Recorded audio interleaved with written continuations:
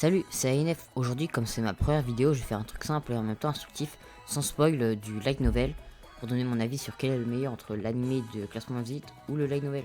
C'est parti. Pour ceux qui ne savent pas, un light novel traduit par roman léger ou roman illustré, parfois est une sorte de petit roman avec des illustrations, surtout liées au Japon, dont les pages ne dépassent pas généralement le nombre de 400. Et donc, Classement Visite est un light novel paru en 2015 au Japon et en 2024 en France, écrit par Shugo Kinugasa. C'est une histoire de type slice of life et psychologique avec un peu de romance. Je vais pas vous lire le synopsis, je pense que vous avez au moins vu l'animé. D'ailleurs, cette vidéo est surtout pour les animonly qui veulent savoir si le light novel vaut le coup. Donc si vous traînez un peu sur TikTok, vous avez probablement entendu dire que le light novel était 100 fois mieux que l'animé, à cause d'une chose principalement, c'est que l'animé ne suivrait pas bien les événements du roman. Et c'est en partie vrai, mais après les gens oublient souvent que 3 épisodes d'animé c'est à peu près un tome du roman, ce qui est court pour tout adapter, donc logiquement il y a des impasses de fait. Deuxièmement, l'anime n'est là que pour promouvoir le roman.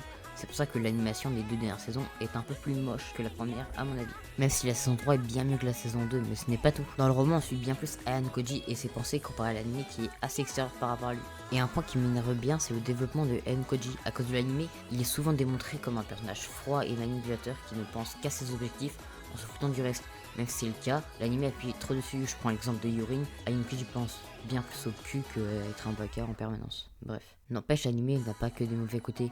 Déjà, c'est très satisfaisant de voir tous ces personnages bouger et avoir de voix, faut pas l'oublier.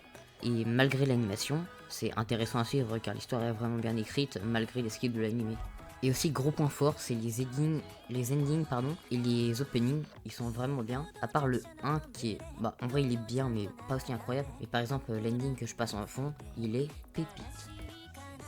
En gros, l'anime a certes plein de défauts, mais il reste cool à regarder. Et si vous voulez vraiment vous impliquer, allez lire le roman avec tous les détails. D'ailleurs, vous pouvez aller le lire sur J-Garden, même si l'année 1 n'est plus disponible. L'année 2, elle l'est entièrement. Bref, j'espère que cette vidéo vous a plu. On se retrouvera une prochaine fois. Bye.